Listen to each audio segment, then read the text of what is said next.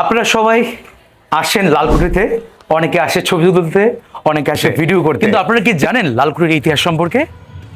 লালকুঠি 1874 সালে ভারতের governor general নর্থব্রুকের আগমনে তৈরি করা হয়েছিল এই লালকুঠি, যেটা আজও দাঁড়িয়ে আছে সদরঘাটের ঠিক প্রাণকেন্দ্রে, মানে পুরান ঢাকার প্রাণকেন্দ্রে এই লালকুঠি। সো লালকুঠিতে সবাই আসেন। আমার মনে হয় যে ইতিহাসটা জানানো খুব জরুরি, কারণ এই যে লালকুঠি, এটা আসলে লালকুঠি না, আসল নাম হচ্ছে নর্থ ব্রুক হল। 1874 সালে ভারত থেকে গভর্নর জেনারেল নর্থ ব্রুক আসে, সেই আগমনের জন্য তার জন্য এটি তৈরি করা হয়, যেটি আজও দাঁড়িয়ে আছে আমাদের স্বচক্ষে এত বড় করে। সো সবাই আসেন ভিডিও করতে, সবাই আসেন ছবি তুলতে, কিন্তু এটার ইতিহাস আমরা আজও জানি না। সো জেনে গেলেন আজকে ভিডিওর মাধ্যমে। ধন্যবাদ সবাইকে।